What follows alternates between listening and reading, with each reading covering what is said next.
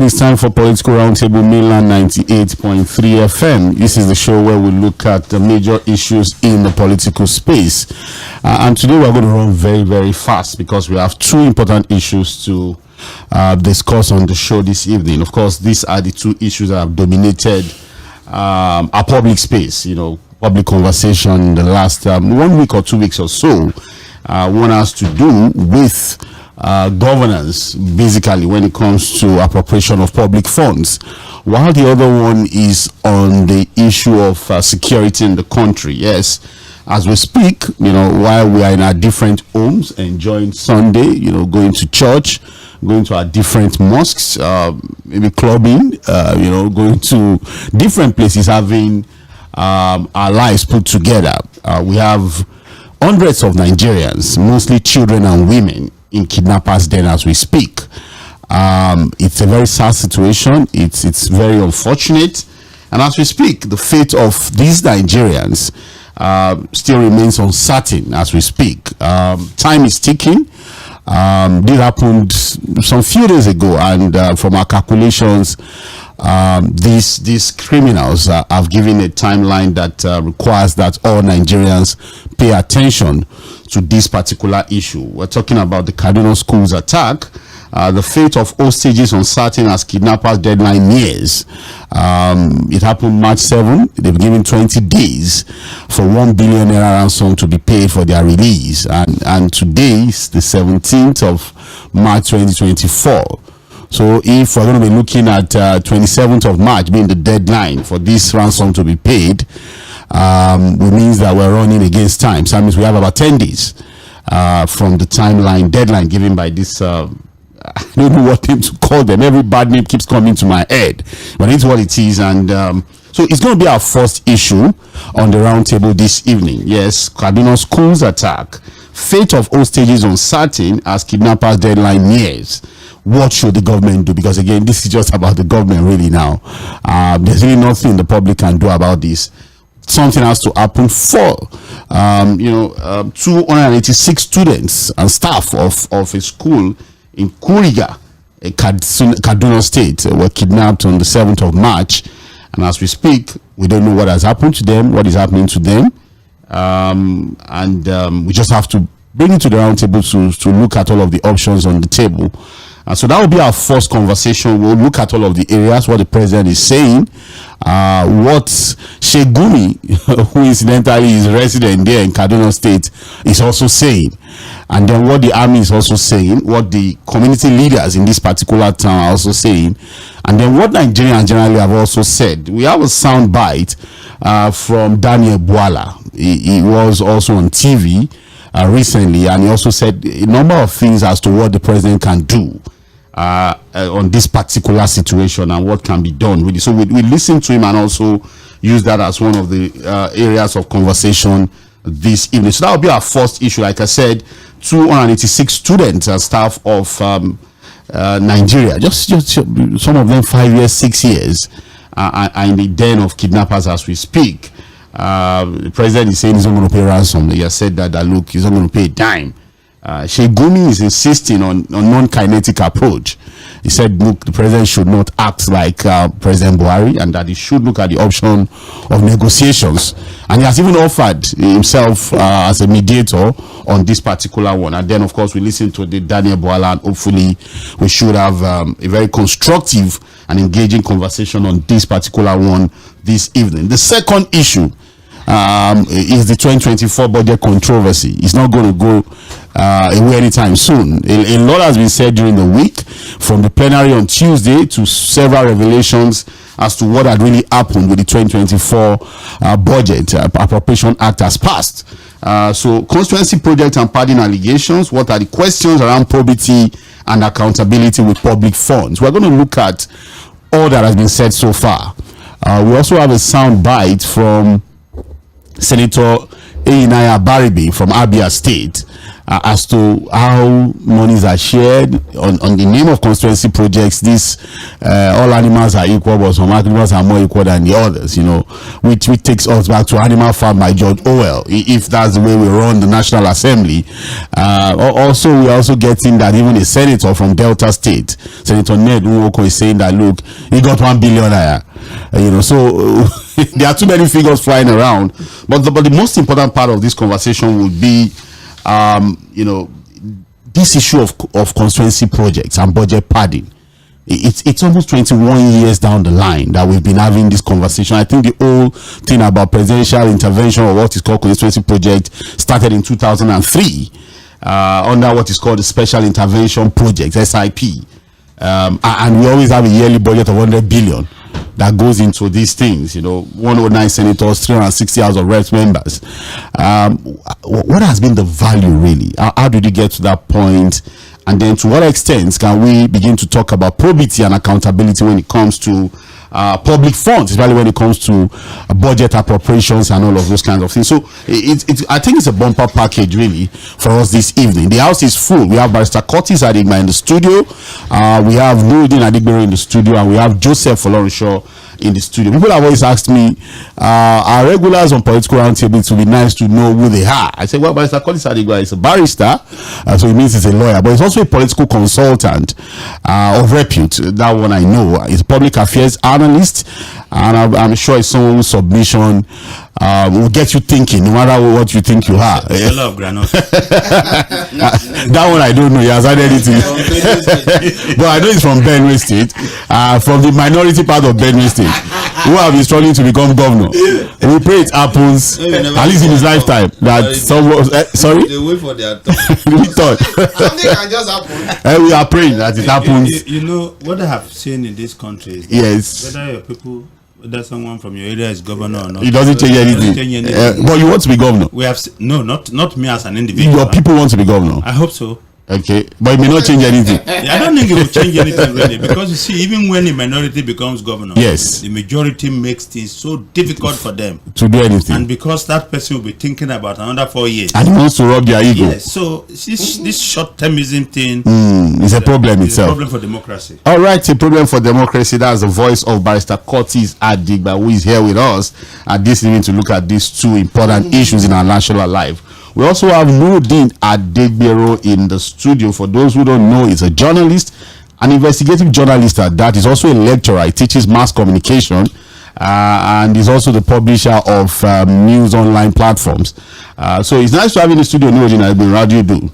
Good evening, and I greet. Thank God that God has shown us in Nigeria there is no reason for anybody to fight about anything called religion. I've said it over time that it's politicians that use religion to divide us, as a tool to divide us. If anybody want to Ramadan me, I will lend that particular person. So we have the two together at this time. Ramadan going up at the same time. So it really shows that God is one, and also there is no reason for us at any time to even fight about it. So good evening, listeners. All right, thank you so much, Nurudeen Adigbero. Like I said, he's a journalist, an investigative journalist, and he also teaches mass communication at the Coast City Polytechnic here in Lagos. We have Joseph Folorunsho in the studio. Joseph Folorunsho, he likes to dig into criminality. He's a criminologist, and he's also a public affairs analyst who is so much involved with grassroots politics and analysis. Nice to have you, Joseph Folorunsho, in the studio. Good evening, Fuhad. Good evening, Lagos. Okay. And, I would just say we have our own share of kidnapping. Yes, in Edo State. The chairman of PDP has been kidnapped. So we just pray that. By who?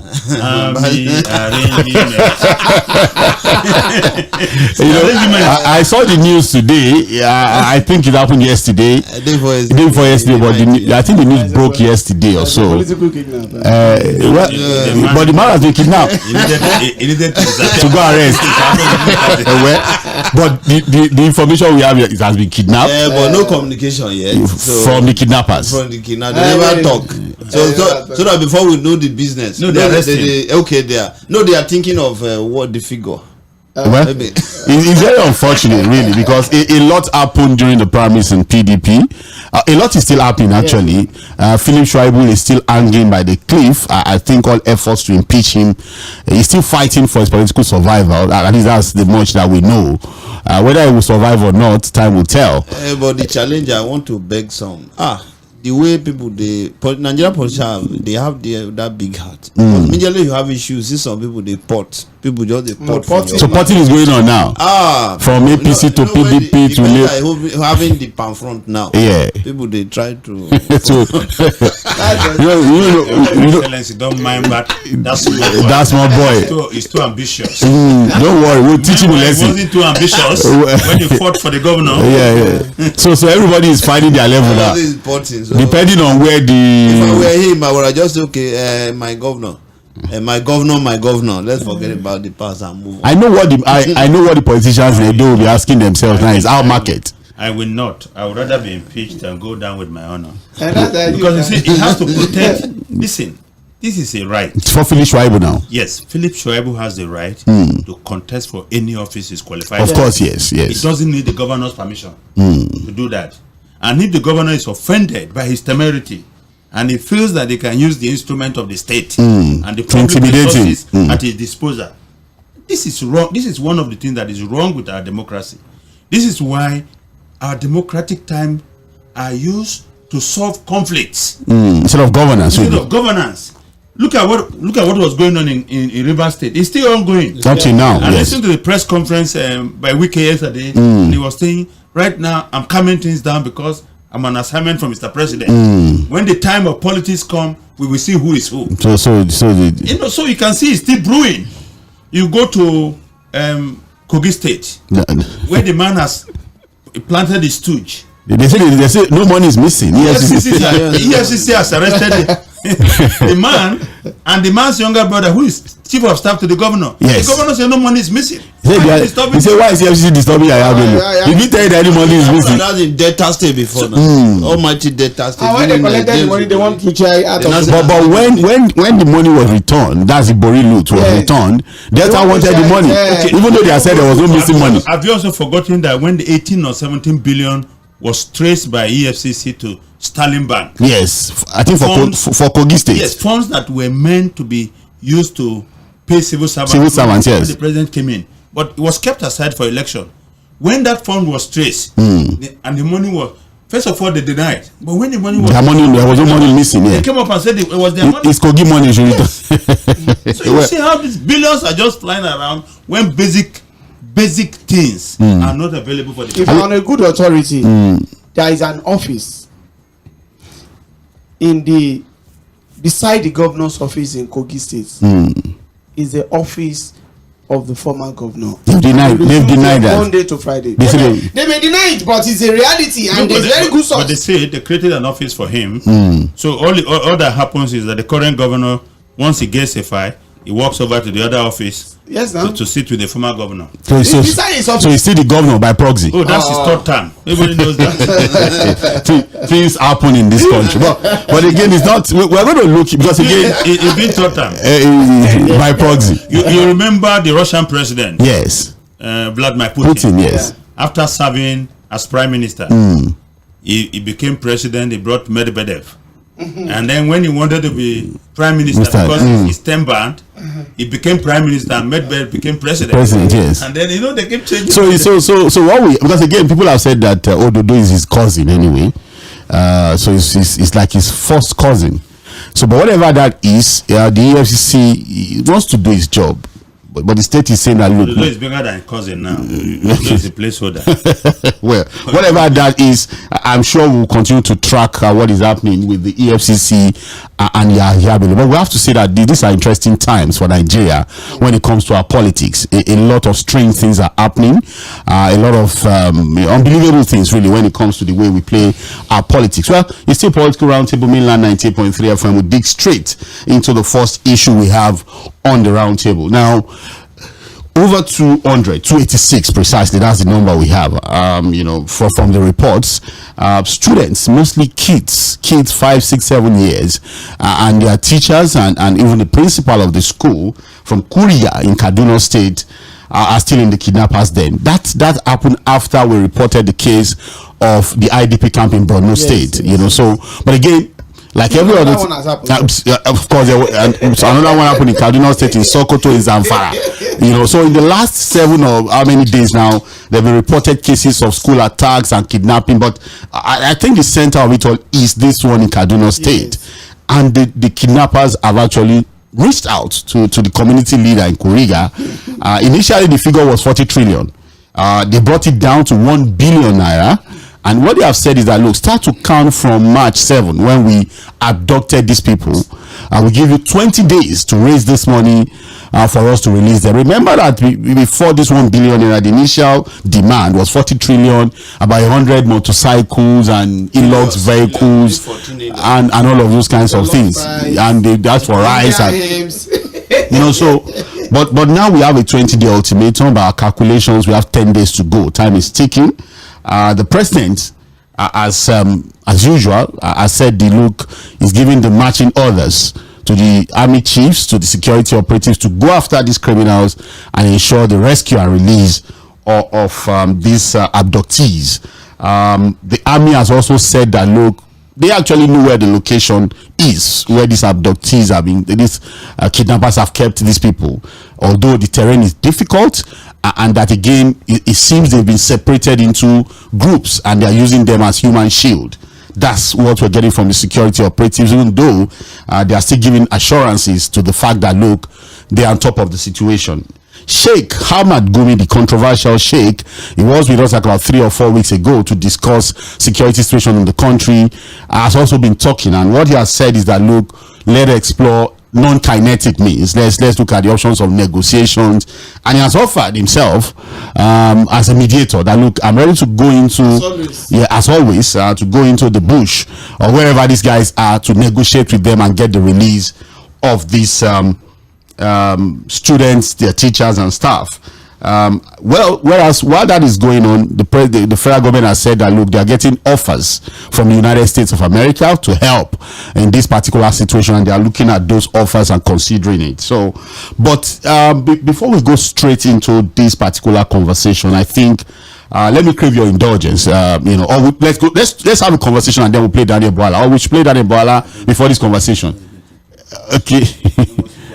Okay, but whatever it is, because again, I understand the sentiments of Barrister Curtis Adigba about the personality Daniel Bwala, but I think I want to go with the message. I don't really. As a matter of fact, yes, Daniel is a friend. He's a friend. Don't hold anything against him. Yes. I think Daniel is playing the Nigerian brand of politics. Yes. Like Ruben Abati said today, our market. He has a shop. He said our market. He has to locate his shop where people are buying. So, but please, I want to crave your indulgence, because again, there were critical things he raised. He telegraphed very specific messages that he couldn't have known if he was not told by someone. You know, so that's why it's important that we listen to him, and then we'll come back to have very critical conversation about what he has said and about the situation we have on ground. It's the Political Roundtable, Mainland 98.3 FM. We have Nuruddin Adigbero here, by Curtis Adigba and Joseph Folorunsho. And let's just listen to Daniel Bwala. We'll be right back.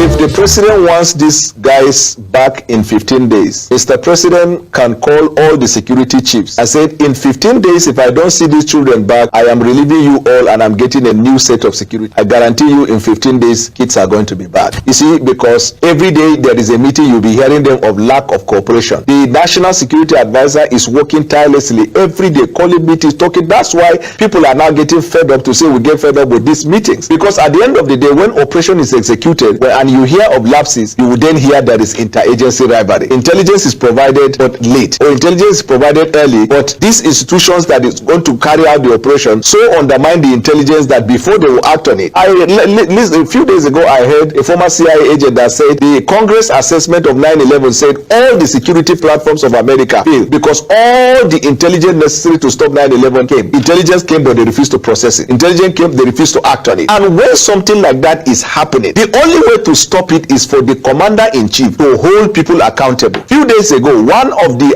escapees of one of the persons that escaped from this abduction or kidnapping said that when they were moving through the bush, at some point, these bandits saw the Nigerian chopper, this surveillance chopper, and they hide somewhere. After 15 minutes, the chopper has gone. They keep moving. That means the range of the law enforcement in Nigeria can reach where these guys are going. Two, geo-tracking. We all know the states in Nigeria where you have large expanse of land where this possible carnage is going on. What happened to our law enforcement security? And then the third one is we put so much pressure on the Nigerian army to deal with internal security matters, so they are overwhelmed and fatigued. How can you ask a carpenter to sew a suit for you? These guys are trained to fight conventional war. When you bring them into the internal mechanism of security checks, that means you are going to expect collateral damage. And the minute an innocent person is killed, then international community come and say there is a violation of fundamental right. We are not going to give you this weapon. We are not going to give you this weapon. This falls squarely on police, NSCDC, SSS, immigration, custom. Custom are supposed to stop the infiltration of arms to the country. Immigration are supposed to check these borders where these human beings are coming. And then police, there is no part of security in Nigeria where police department, you don't have a police department in that regard. All security in Nigeria came out of police. The soldier came from police, SSS came from police, NCDC came from police, and the most ineffective and ineffectual security in Nigeria is the police. And where you cannot, that's why I said the president has to be decisive, because from Buhari to this president, I have not heard where a demand is made for money and this president refuse to release it. So when you release money, there must be accountability. If there is no accountability, if there is a kidnap, either the DPO or the commissioner of police or IG of police, somebody has to pay for it. Very strongly, and I have a strong reason to believe that strategic people, even in security, are behind some of this banditry. Okay, well, strong words there from Daniel Bwala, the last one, that strategic people within the security operatives may allegedly. Well, I'm trying to. Well, this is our own platform, so we just have to be a bit careful. But those are strong words with their strong allegations. And if we're going to be looking at his recent access to the presidency, the president particularly, like Barrister Curtis Adigba said, is somebody that one should begin to listen to, because again, he may have first-hand information. The CEC with the president gets daily briefing, security briefing, and if we've been seeing Daniel Bwala around him in recent time, and he goes to the press to say things like this, then we should take statements like that seriously. But I going to start with you. Here we are, 1 billion ransom on the table. The president has said he's not going to pay a kobo. 20 days. We have 10 days. Time is ticking.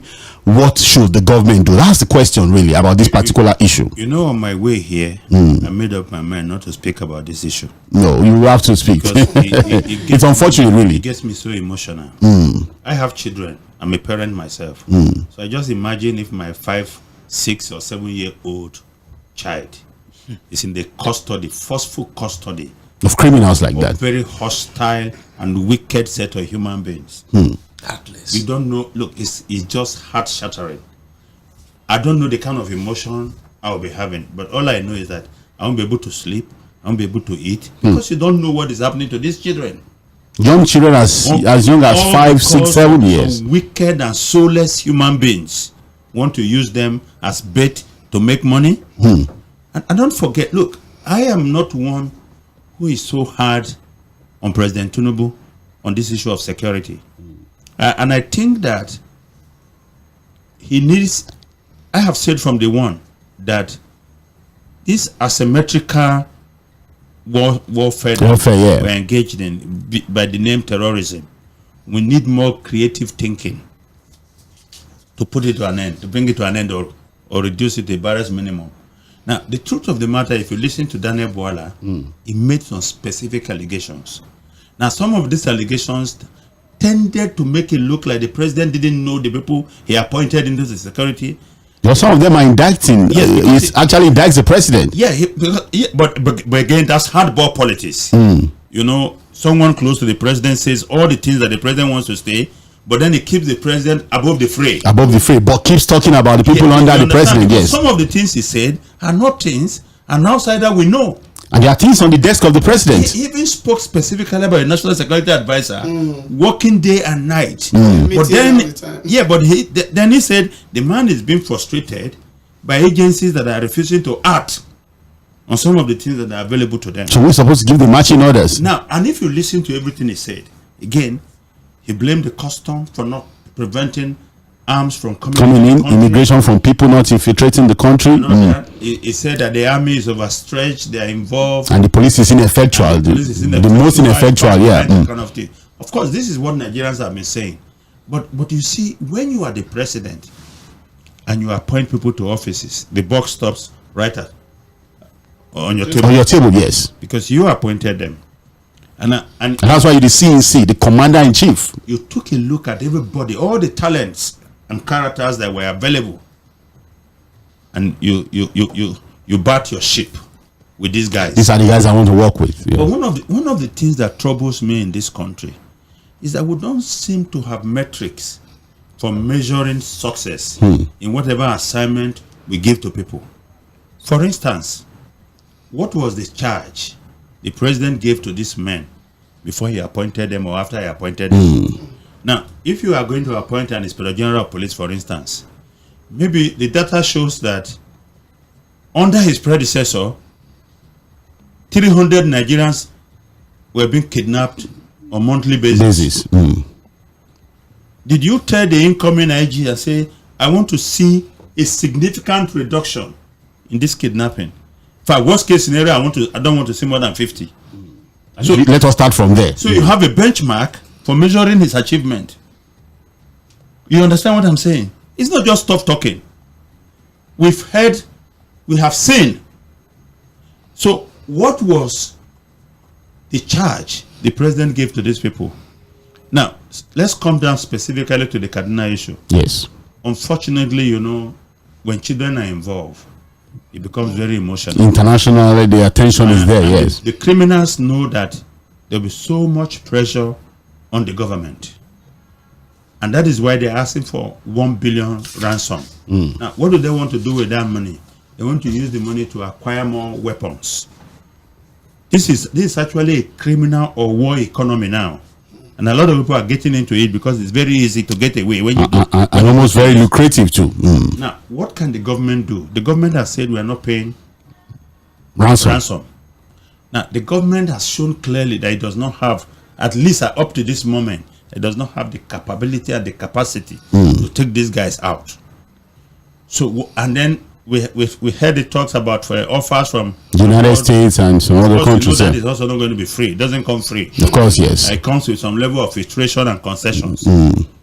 I think it is important that we look at how some of these things have happened in the past and how people have responded. You remember that it was in 2000, and I'm going to somewhere because I want to make a point. How insensitive and desensitized some of our political leaders have become.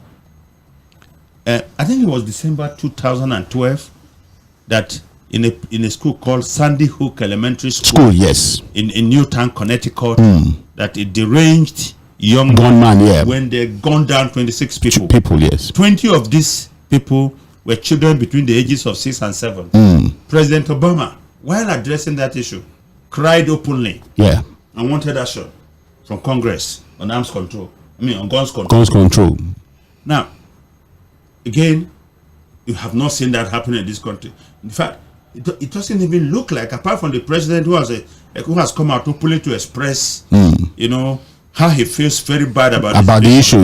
You don't hear any other politician talking about it. But just imagine for a moment that one of those kids belongs to one of them. Belongs to some of these people. Because we know how they love their kids. The Igbo people have a proverb that when another man's corpse is being carried for burial, it looks like if I that's it. You don't feel it until it happens to you. Yeah. So this is the attitude. Okay, look at I think it was in 2004.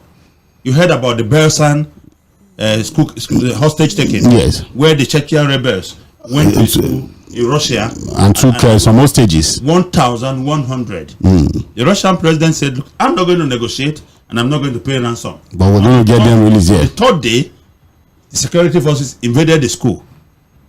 I think close to 736 people were killed. Because he said he was not going to pay ransom and he was not going to negotiate with terrorists. He sent them a clear message with huge collateral damage. But then we've never had kidnap again of school children in Russia.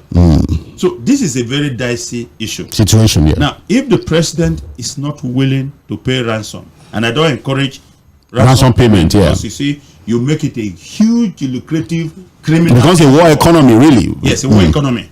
So what then are the options? Do we have the capacity and the capability to take on these guys? You see, no, remember, look. And remembering again, we're talking about kids here. Yes, kids. You know, they talked about NIN. Yes. They talked about tracking. Let me tell you today, and it was one of the things that Daniel Boala said, and I can say this. The last 2 weeks, I had problem with someone who took my money and ran away. I went to the police. They tracked him down to the location where he was and picked him from there. So long as these people are using their phones, they can be tracked. The networks and the police can help them to track these guys to wherever they are.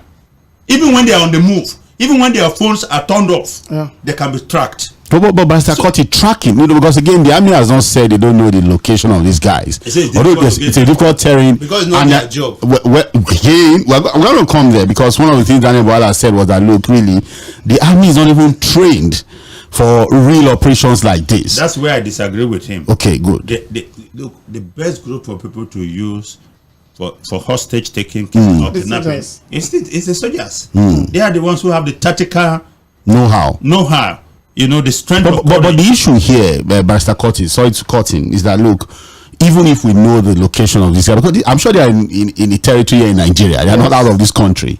But the issue of collateral damage, because again, the information filtering in is that, look, they've been splitted into groups. Yes. Just like it happened in Chibok, the way it happened in Dachi, they split them into groups and then make it difficult for, within that range. Operational range. But then the issue of collateral damage. So this is what needs to happen. Yes. You see, even when you know their location, you don't have to attack immediately. If you show an overwhelming force within that operational area, these guys might just abandon the kids and walk away. Because you see, the thing is that they also don't want to be killed. Because they want to live for another day and be able to carry out more operations. This has become a way of life for them. And until the government can prove to them, you understand? The consistency. Now, let's look at it this way. We talked about how possible it was for a group of people to go into a school. You know how difficult it is to control kids of that age, 5 to 6, and then get them to submit to 280 something with their teachers. How was it possible? And nobody cited them, nobody knew, and then they took them and went for days, settled down before somebody got to know about them. And then we are in this situation of the jets that we have that have night vision capability. What the Tucano jets we're talking about? What are they doing? And and this is not. And when you see, sometimes when you talk like this, there are people who feel that you don't appreciate what the military is doing. Honestly, I appreciate the effort of the military. The problem is not with the guys on the field. The problem is with the bosses in the office. The command structure, the leadership. Because you see, look, the welfare of these guys are so poor, and yet huge resources are allocated for this operation. And like Daniel Boala said, between President Boala, even from Goodluck Jonathan, with billions of naira have been thrown into these operations. And you know why I believe what Daniel said? I'll tell you my personal experience, but I'm not going to call the name of the guy. It's in the House of Reps today. During the time that President Buhari was under so much pressure to change service chiefs, this guy approached me and said he was willing to pay me to go on different TV stations and praise the service chiefs so they can so that they can retain their jobs. I told him I wasn't going to do that. I appreciate the services of the military, but I'm not going to go on TV against your conscience and praise the service chiefs so that they can retain their jobs. They can retain their jobs. So it's possible that these things are happening. And for Daniel to come out so specifically and so strongly saying that he knows that some of these people, look, when he was asked, are you saying maybe? He said no. No, he was very emphatic about it here. Very emphatic. These guys are conniving because it has become a huge industry for government to keep releasing money to them. So I think the president should take a second look at those that he chose to run his security. Okay. All right, Nuruddin Agbero, here we are. I'm sure this is a familiar terrain for you. And I'm sure some of these communities you know very well. One of the things Sheikh Gumi said was that, look, we're looking at ungoverned spaces, which makes it very easy for these criminals to come in, do whatever they want to do, and find some form of sanctuary, really, for these their nefarious activities and operations. But again, like Barrister Curtis have said, are we in a helpless situation? How come, you know, we have issue of intelligence gathering? What has happened to the intelligence community? Because again, in modern warfare, when it comes to issues like this, the expectation is that you're supposed to be ahead of the criminals in information gathering. You anticipate, you don't react, because this is not the first time, we've had schools being attacked. So it means that, look, we should have learned some lessons. As we speak, Chibok girls happened as far back as 2014. Dapchi happened in 2018, and several others. Reports have shown that, look, we've more than 300 schools have been attacked within the northern part of the country. At least reported, the ones that we know. And more than 1,000 abductions have happened ever since. Leah Sharibu happened in Dapchi, Yobe State. She's not back as we speak. So, are we learning anything? Or is it the same thing? Oh, it just happens, we talk about it. Whether we rescue part of them, we leave others at the mercy, or we don't rescue them as we speak. Some of the Chibok girls are yet to be brought back. Dapchi, some of them are not back. The Kankara boys, some of them are not back. And a whole lot of others too.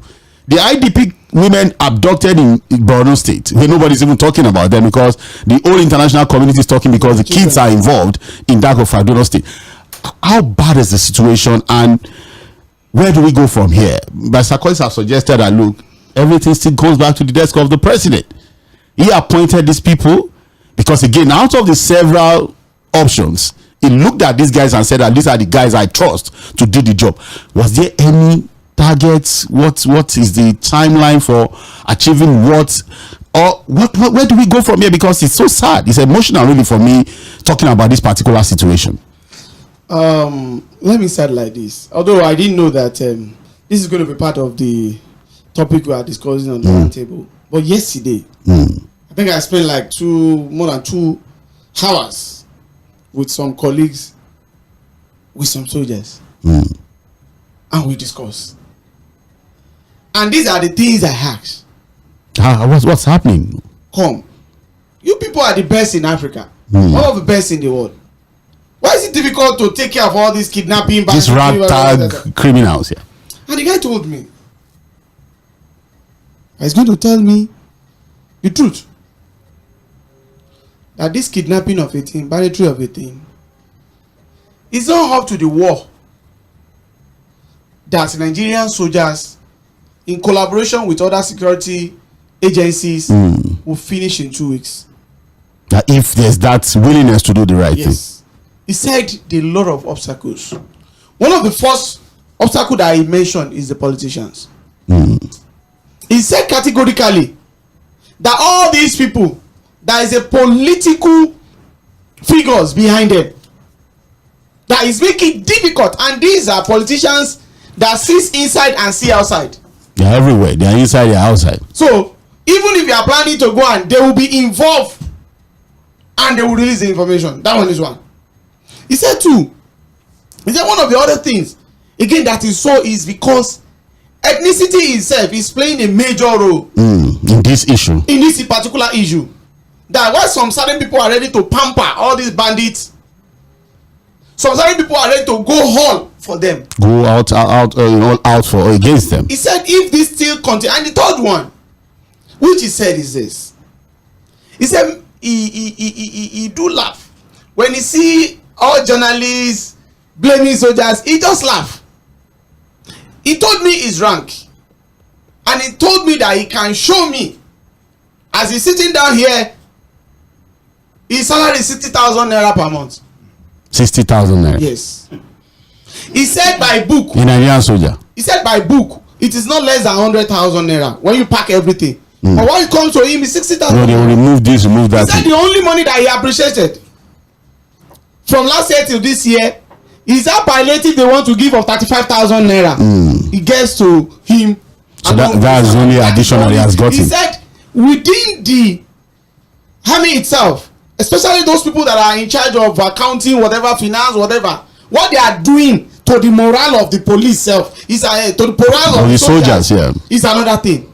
Then lastly, he now said one thing that is there is this, that the issue of national security advisor, he said people can lie, that people can say whatever they want to say,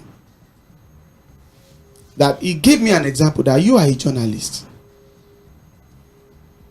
If somebody is the head of the station and is not a journalist, and you are a top journalist working, whatever you are saying may be strange to the person. No matter how, if you like, if you go and read any book, he cannot understand. He said you can't compare Nigerian police with Nigerian soldier. It's not possible. He said it's different. He said the way the army chiefs are trained and wired, is different from if they have a fellow soldiers who know the terrain, who have been to the war, not a police officer. He said that particular rivalry, no matter the case may be, that there are some things they will not wholeheartedly, and if he happens to be a soldier, he will still come down and seek for information apart from what he's hearing from the army chief, but he doesn't have the capacity to do that. Let me now wrap it off. Look, Nigerian government, soldiers, I give it to them, they have tried their best, especially those one at the forefront. Like Sakoti said, the guys in the field, the guys who have their boots on the ground. That there are some people that are just leaving the northeast now. They've left their home for 6 years. They are just changing them now. They were for 6 years. They were at the war front. He said that there is a lot of them in various barracks around the country that they've left their wives, they've left their kids. Even there are some that their kids have even entered primary 1, and they pay them 60,000 because they will not give you any pass to come home when you are in the northwest or northeast on the forefront. You won't be given. So one thing there is this, concretely, what is happening is that Nigerian government does not see it as an issue. That's why you don't see our president coming on national television and have president explain this to us. What he's going to do holistically about this is something that is supposed to have a program for. So, and we are not seeing it. What we just see is that the spokesperson are talking one or two statements on the program for address Nigerians on the issue of the security. So that one is that. Then another thing again is this. Look, if we are still saying some people are president's men in the hands of affairs, and we still handle them with give gloves, and they are failing in their position, they are not giving Nigerians what they want, this thing is going to continue. I support Bwala on two fronts.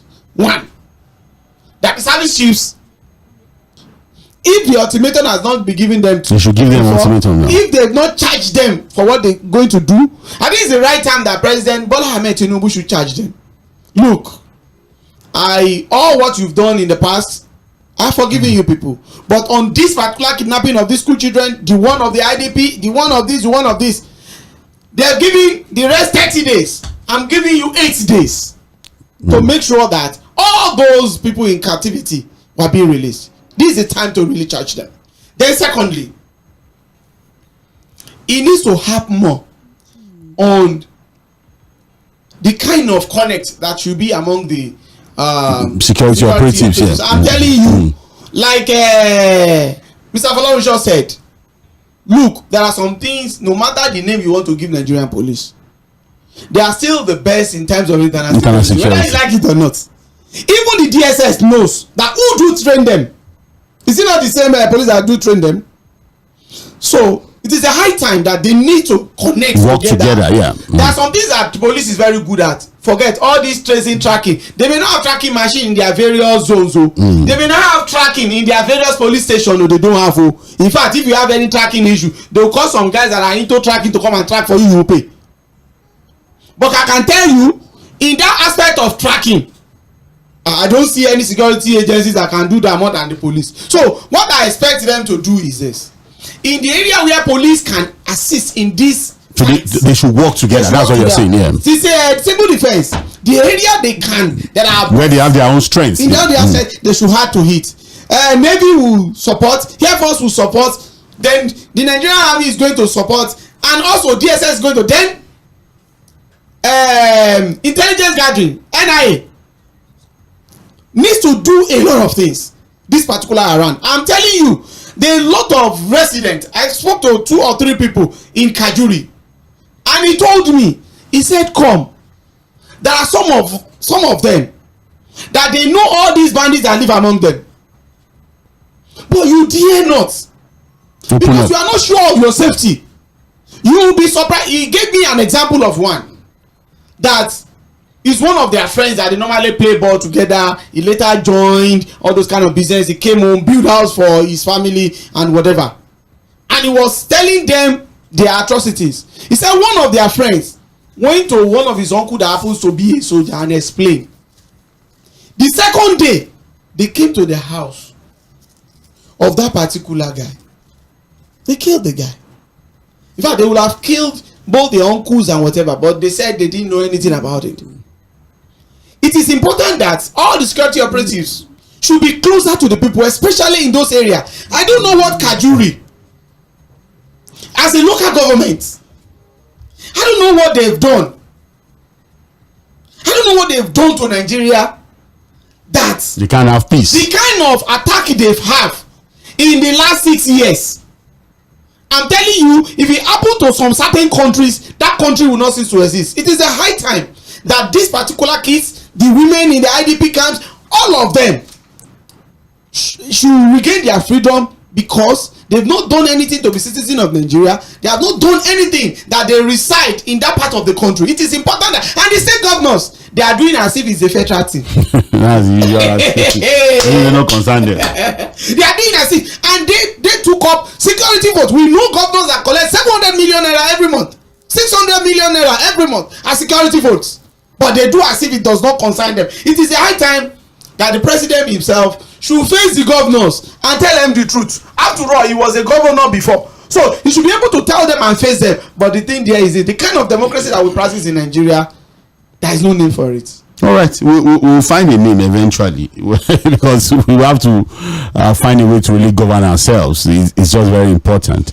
Wღ¹ before coming live on air, we had some sidelines conversations, and one of the things we said, I think Nurudeen has just highlighted it, that look, it doesn't look like an emergency, at least for people in government, really, because like Barrister Curtis said, we've seen kidnap situations, we've seen gunmen opening fire at people in some other countries, and when you have a kidnap situations like this, you get almost like an hourly briefing. It's almost until that situation is resolved. Yes. People get briefings on what is done. I watched the Boston bombing, the Boston Marathon bombing, and until that perpetrator was arrested, every time there was, in fact, what you will see is that the media will shut down conversations on any other thing and focus on that thing. The military themselves will be telling you. So what you will see is that, look, from the governor of where that thing had happened, the sheriffs, the FBI, the police, everybody they are on top of the situation until it's resolved. Have you seen that kind of attitude, Wღ¹ We're not even talking about what happened in the past. We're looking at the recent events. Are we seeing that sense of emergency, that sense of commitment, the empathy, the focus, the sentiments and the emotions that are supposed to come? The forwardness. You know, are you seeing anything like that? Because it's as if everybody just goes about their normal duties. People are having conferences, people are having seminars. You know, the Senate is busy doing its own things, and then people are suspending or not suspending. And look, we are talking about Nigerians. Over 400 Nigerians in the last 1 week have been reported to be kidnapped by terrorists, and as we speak, none of them have been released. What's going on? Is it that we are now like I told you, are we abnormal people to now see abnormality as normal? I think, Fuhad, until when we are able to define something, a particular topic properly, that way we'll find solution to it. I think Nigeria, we are yet to define security in Nigeria. We are not serious to define it. Let's look at what the message we get from Bwala. General Bwala, yes. He said there's a report that America or some country are trying to help. Only that one showed that we are not serious. It showed that we are not serious country. Because if you have issue like this, there is any country, those countries will not call me, will not call Oga Curtis. They will call either the president or maybe one of the top security person there, and this conversation would have been ending at that level, continue at that level. That we will hear that a country is trying to make effort to help. Normally, we are just supposed to be seeing the results. We are supposed to hear that one. Then the other one is the police would have been briefing on because we continue to do something in the wrong way. Whenever there is going to be an election, you know that all other security agency would be supervised by the police, the military, the civil defense, the various commissioner of police. IG will say will be issues. Oh, this is how the whole system. We show that police constitutionally they are in charge of internal security. Yes. This issue is not maybe Niger Republic or Benin Republic coming to. By now, I don't think IGP would have said that it's over 4 days. He doesn't even know where he's. He should have relocated to that region. He would have relocated to Kaduna, and it will be. You will see him. They can even tell you the IGP they are begging him to go and eat since last 2 days. We should be. But the man is busy. Everything looks normal. I think he was in Kaduna saying, "Now say that I deploy my." That is not. Until when we should see that look, there's tension. There's when we sit down and say, do you know what? Why should they be worried? He knows his job is safe. So everything looks normal. So by now, if we are serious with it, it is the IGP that would have been coordinating whether the military, the army, the air force, the situation on ground. Yes, he would have been in charge of this. Why others give backup and help? Yeah. Yes. Then the other one is just that what Barrister Curtis said. None of their child is there. That's what. Put yourself in the shoe that maybe someone daughter or son is in that place. I don't know. Then secondly, let's now close our eye. What will be going on in the life of those children? It's as if there was better imagined, really. There was a sound something happened in Lagos here. That girl was about I think 9 years, and we're trying to resolve it for the family. And that guy asked the father, we were somewhere in Pedro police station. The guy asked his father and the mother, they were sitting. Someone take advantage of the small girl. The guy asked the father, he said, "Daddy, are you not my father?" Tear come down from my eye. That is, someone take advantage of me. The girl is not seeing that any effort to have saved that. Yeah, he's putting into it. Call and the rest of them. So now, those children tomorrow, if they finally anyhow come out, you are preaching patriotic that you want it to be a pledge Nigeria my country. You should read the national pledge every day. National pledge. They will look at you. Are you a serious human being? Then say thirdly is Kaduna house almost some of the highest policing agency in Nigeria. Security agency and outfits. In Nigeria like the headquarters. Kaduna is the headquarters. What is it? Sometimes I want this project to be relocated to my village, to my place. With Kaduna issue and the state is looking the most unsafe. The Kaduna issue now become like a state without any security arrangement at all. Then look at what the president said, which I don't know those who briefed him, who advised the president. I am not going to pay ransom. The president said, "Oh, I am not going to pay any ransom." He should have responded to something. The president, maybe someone have tell him something, and he just come and say, "Well, I'm not going to pay ransom." To me, he would have see that okay, you hear, then process. Where is this information coming from? Okay, how do we move from here? Who do I need to call? Maybe should I need an external help? Because I will beg those that are in charge of our dear president. I think they need to sit him down and see how they can assist him. You know the issue, what put Nigeria in where we are today? Subsidy gone. You understand? All of us, nobody was telling us, okay, subsidy gone. This is arrangement. You understand? Is I am not going to pay ransom. So you think those kind of statements really does not help? Immediately that statement came out, then they issue a statement that we give 20 days. That's jeering. I am not paying ransom. You understand? So to me, I am just begging that we should sit down and define whether we want to deal with security. So we're just joking around. Or we are just joking around. All right, by Sakotis. Joseph, I think the statement by the president is loaded. If the president wants to pay ransom, he's not going to come forward to say he will not pay, or he will pay. I want to pay ransom. Okay. You know, that will be encouraging. But we've seen government that said they won't pay ransom, and they eventually pay. I mean, by now they would have opened channels across the world trying to reach out to them. But look, talking about how serious you see government respond to threat to citizens. Recall, well, it wasn't too long ago when I think an American was kidnapped in Niger. Yes. Sold to a Boko Haram group in Nigeria. And look at what happened. They came, how the special squad from America stormed that location and extracted her. Killing all the terrorists that were watching over her. You understand what I'm saying? With you, yes. Look, even recently, we saw how America took out 괰ᴜᴛ Soleimani. The Iranian guy. The Iranian guy, yes. In Iraq. In Iraq, yeah. Responsibility. You understand? Only some few weeks ago, how Biden ordered some bombs to be dropped on the Houthi. In Yemen, yeah. In Yemen. So what I'm saying is that Nigerians have been told that we have made so much investment in security, in procurement of arms, technology, training and logistics and information intelligence. And then from time to time we are told, especially on Facebook, you will see supporters of government say, some bandits have been destroyed today. This number of bandits have been killed.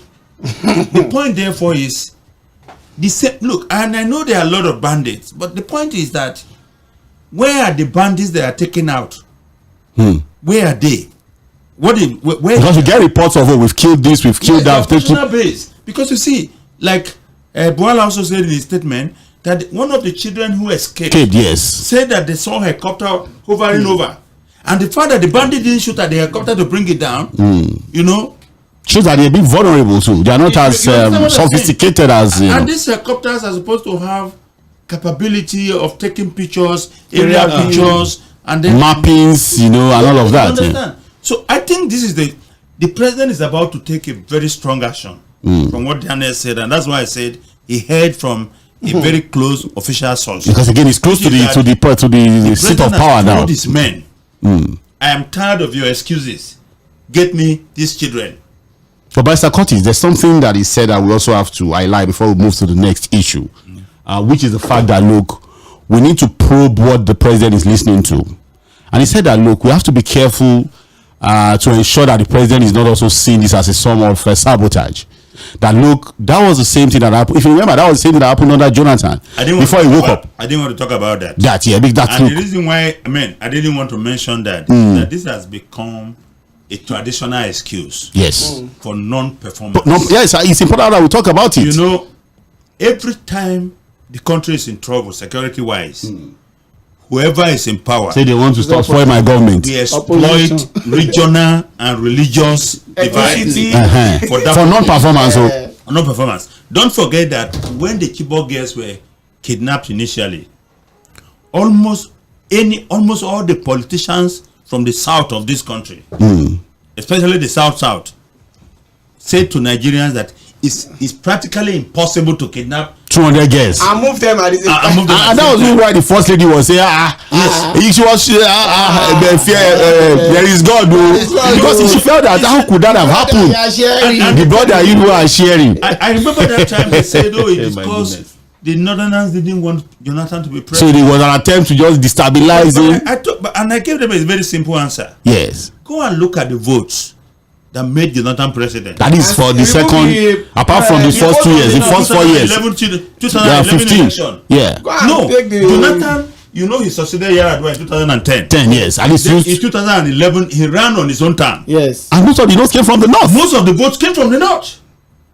And then shortly after that, the Chibok girls were kidnapped in 2013. And people started saying because North didn't want Jonathan to be president. So that's why I think it's important that we discuss these things. Then you remember also that even under Buhari, yes, the same thing came up and say, some people around Buhari were sabotaging the effort of government on security because they wanted to make money. Money, yes. Again, recall that under President Obasanjo, when we had that massive kidnapping in the Niger Delta area, it was said that some governors were actually involved and sponsoring those guys because you couldn't steal money from the coffers officially. But whether it is sabotage, whether it is complicity, whether it's conspiracy, the reality is that look, the buck should stop at the desk of the president. That's why I said that Daniel Bwala is playing hardball politics with his comments. Yes, what he tries to do, first of all, is to try and say, look, the president had his eyes covered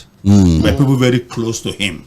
Which is, he's actually indicting the president. That it's important for the president to do what he calls, what I will call information audit. I'll give you an example. I think it was last week I told you guys, when somebody went to General Abacha and also Rock Villa and said, General, Nigeria is on fire. General got up and checked the window and said, I can't say anything. It's Lagos that is born. He says it's Lagos, Nigeria. Lagos is just a city in Nigeria. So we must process. So what kind of information is, how is he processing that information? And then, he alluded to the former governor of Zamfara, who is now the Minister of State. He mentioned that too. That's Matawali. For defense. That the man was always paying ransom. Yes. When he was governor. Key guys who were busy paying ransom are now in the top hierarchy of the government. Minister of State for Defense. For defense. And while he was governor, he was always paying ransom. Yes. So what is he telling the president? When that same man head a party recently in Zamfara. Yes. You saw the convoy? Of course, yes. And there was not a single security breach. And that's a state where people can't even go to farm. And I'm not accusing him of anything, but what I'm saying... It is what it is, Mr. Curtis. Nobody's accusing anybody here. I think the point has to be made. One, the president chose the men is listening to, and he believes in them. Like I wrote some times ago, that the president can choose to listen to Kwam one alone, or listen to Charlie Boy, or their own voices. But for him to have a healthy presidency, which will include every segment of Nigerian society, the president should refuse to be boxed into a corner, to hear what he wants to hear alone. I've always said that every leader needs to hear those who criticize him. We are talking about selective attention and perception here. He needs to hear those who are critical of him, and he needs to hear those who praise him all the time, so he can have balance. But the priority should be where? A balance? So he can have balance. Because when people criticize you and people praise you, you put the two together in a basket, you sieve. And then you see the but when you tilt more to those praise singers, what happens? Yeah, because when you keep that's why you overdance. I've said it. And dance into trouble. I've said it and I'll say it again. I cannot work for anybody I can't argue with. I can't. Because you see, when an issue comes up, you must be able to give your leader your honest opinion. Colin Powell said something in his book. He said he defines loyalty in two ways. When an issue is up for discussion, I expect my officers to tell me the way they feel about it. Honestly. But when we have discussed, when we have put all the issues together, we've discussed the pros and the cons, and the decision is made, loyalty then move from telling me the truth to implementing the truth. How to get it done. So, but you see, the problem is that a leader surrounds himself with the kind of people he loves.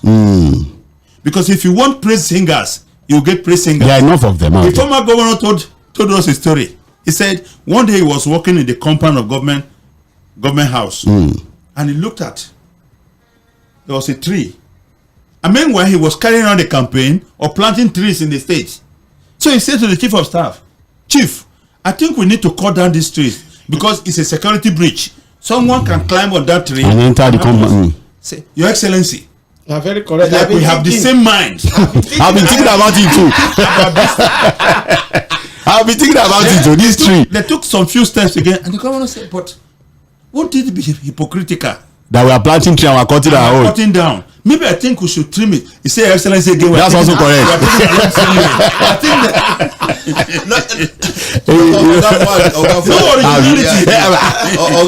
As your lordship pleases. That's why any little thing, even activities that lies within their departments, agencies, solely or ministry, for them to act on, They say the president has directed. The president They tie to the president. Whereas you are supposed to just do your job.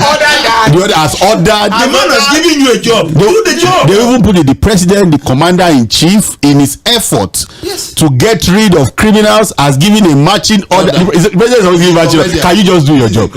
Just say for lunch. See, there's this thing that we look at in a criminology, we call it broken window theory. James and George. And he's saying that if you are not taking care of minor these small things you assume they are small. Before you know what is happening, the entire place will be consumed. Nigeria will have never sit down and be taking care of some minor small things, really. Thing. Now, the IGP just named them. It's as if people shut down their way of thinking. Ogafa, even though let's assume those children are fasting, won't they eat? So where is the food coming from? People supply them food, supply them water. So Kaduna is not Nigeria. Yeah, we can say it's a very large place. By now, but there's a perimeter, you know. People will just infiltrate the place, be looking at the movement of people. Because they actually communicating, really. Communicate. So sometimes one is just. It's as if something what's going on.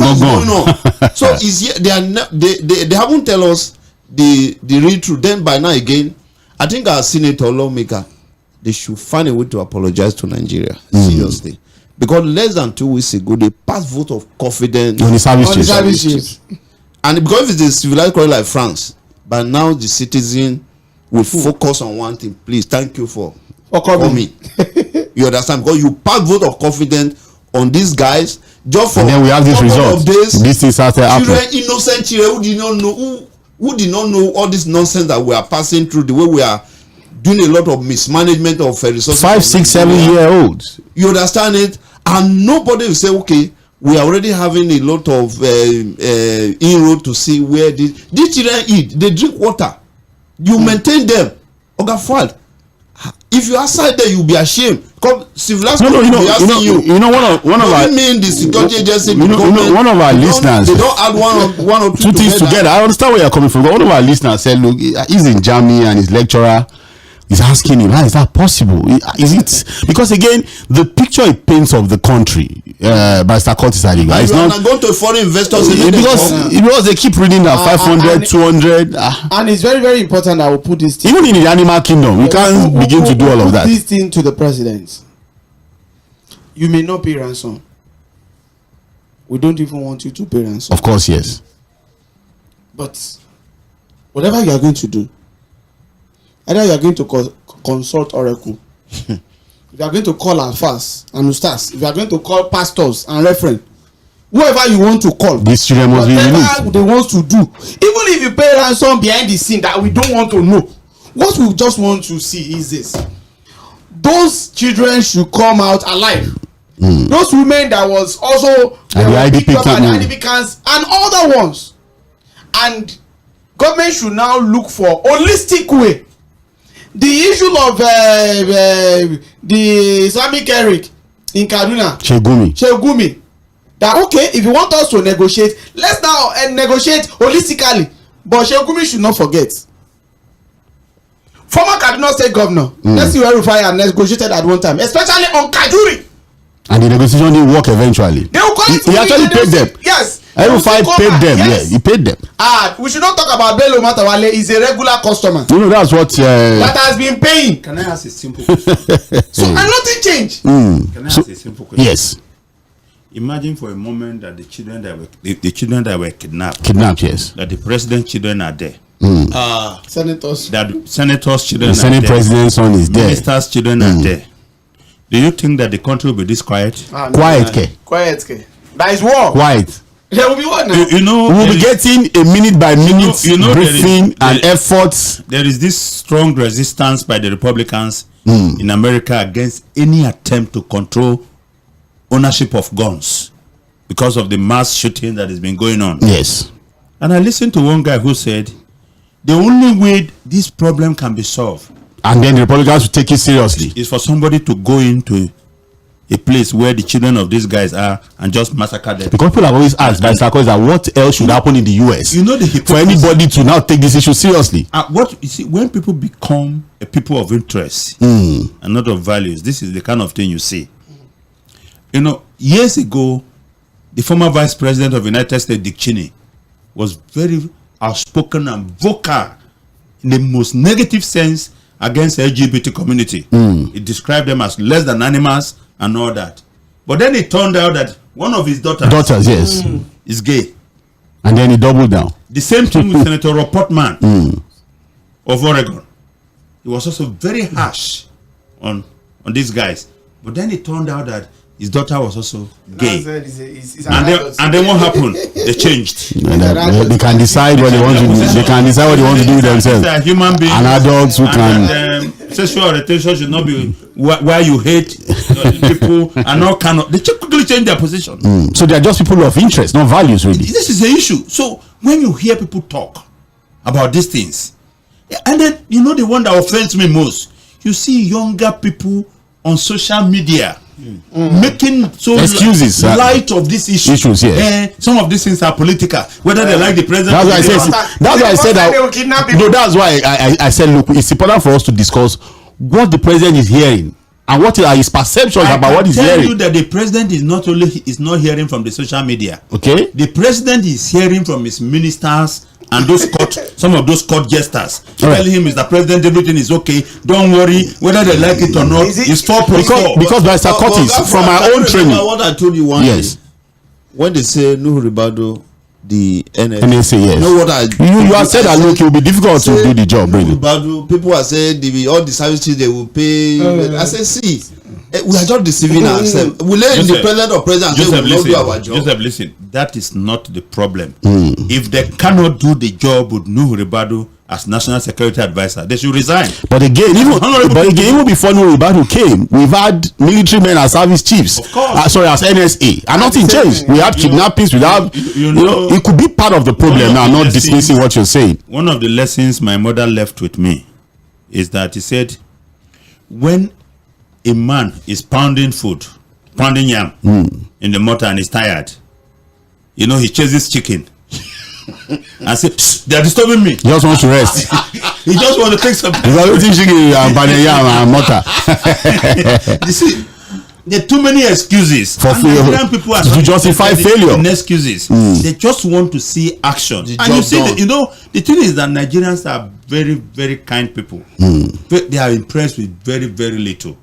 Mr. President has promised. I know he has the capacity and the capability. I know he can deliver. But he wants results. He needs to get up, marshal these guys. Anybody, no matter how close that person is to Mr. President, if he's not doing the job, it's the president that is going to be blamed. He should get rid of the person and look for someone who can do the job. All right. Well, thank you so much. I think we've spent enough time because this is actually one of the most important issues. This is security, really, and that's why we have to spend over 1 hour. He has to succeed because his success is our success here. We are all praying for him to succeed. I said it during the week that every other thing is secondary, really, to security. This is no time for politics.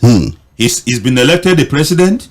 We pray he remains the president for the next 4 years. 4 years. Whether we like him or we don't like him, he's the president. He will deliver the goods. He's the president. And we are praying for him to succeed. Even the president, I think a day or two ago, I told the APC governors while hosting them that, look, this is the time for governance. We should end politics. Politics has ended. Let's face governance. But before we move to the second issue, which is the brouhaha, the embarrassing situation in the Nigerian Senate, the National Assembly.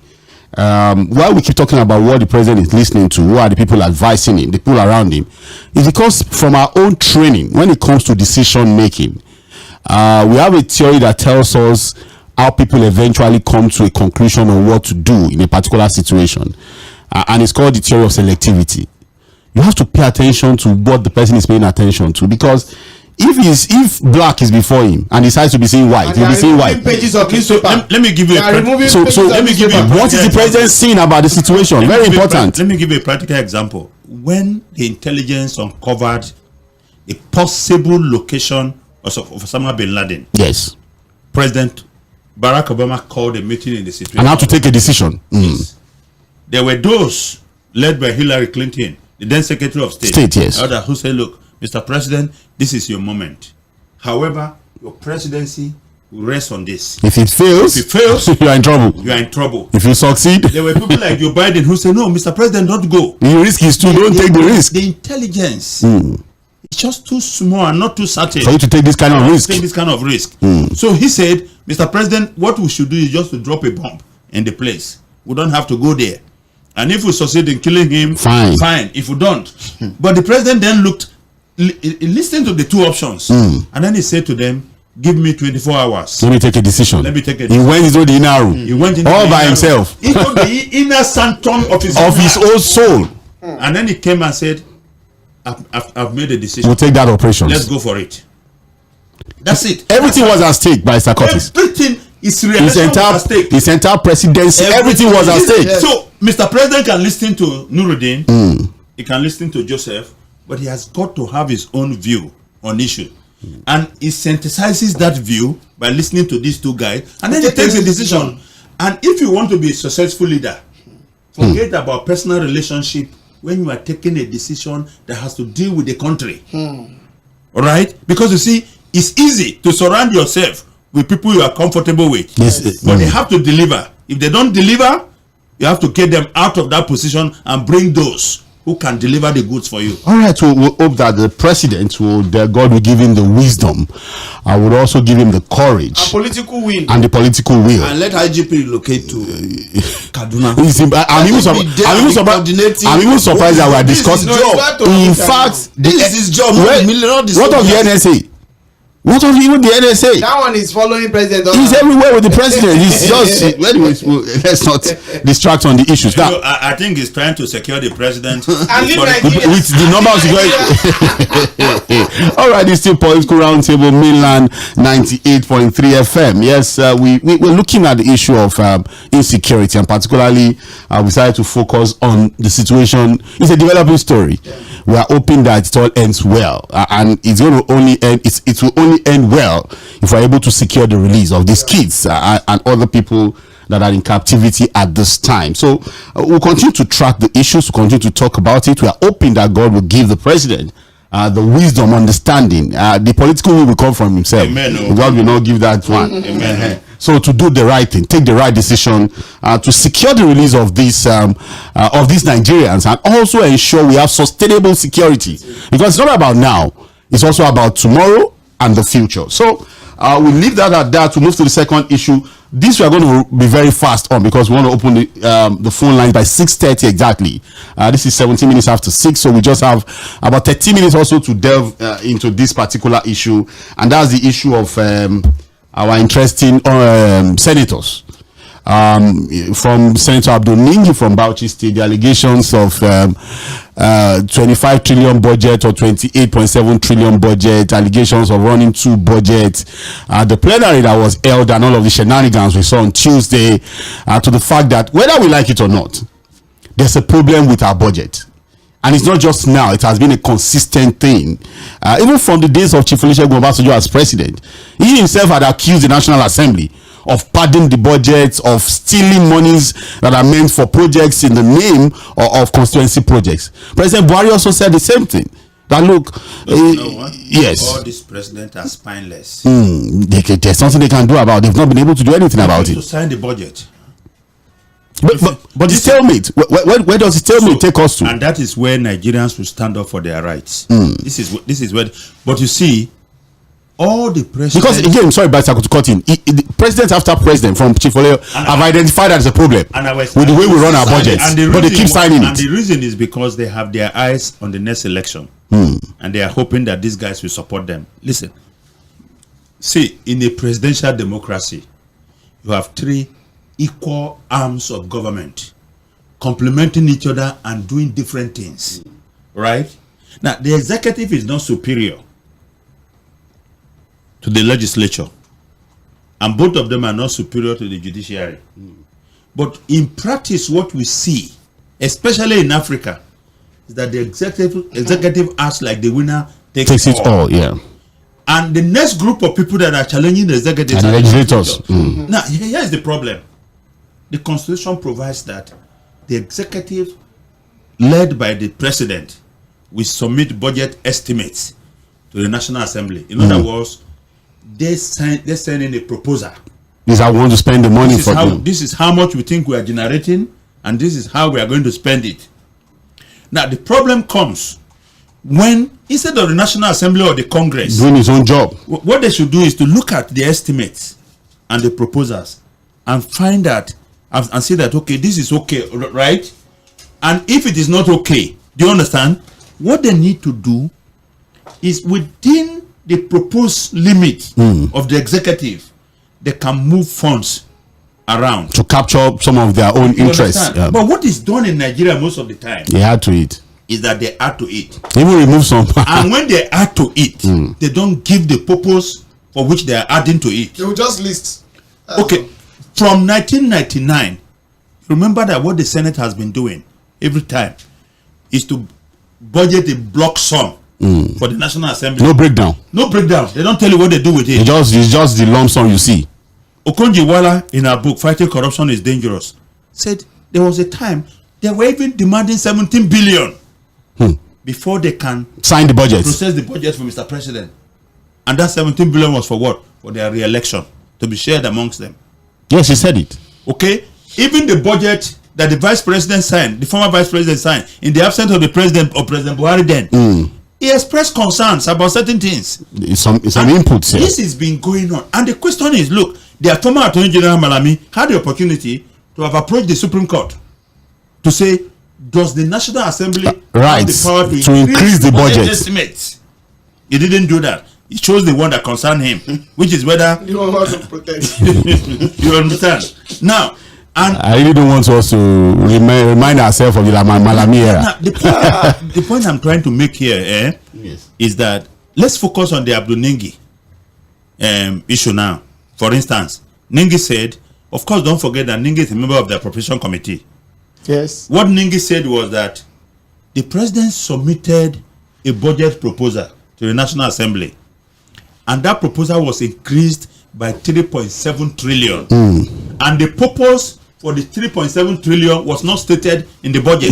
That's what he said. Now, if you recall, the reaction by the presidency through Bayo Onanuga first was that the budget was increased by 1.7. By 1.7 in the wisdom of the members of the National Assembly. And the presidency accepted in the spirit of give and take. Give and take. Democracy allows for give and take. So what's the give and take? So now, and now we are hearing Senator Baribe said, I got 266 million. It's not much. Alain Dume said, well, animals are equal, but I got 500 but million. some are more equal than others. I got 200 million. Senator Jarigbe said, some of you got 500 million. We have to tell ourselves the truth. Some of you who call yourself ranking members got 500 million each, and I did not get anything. Ned Nwoko said, I got 1 billion. So 1 billion. Ned, now let me tell you something. This is how you know that. This is how and you he's the first time senator. Yes, and no, this is it's the second time. Yeah, it's a ranking senator, second time. This is how you know that what happened was kind of a slush fund allocation. Because what was the basis for allocating funds to equals in an unequal manner?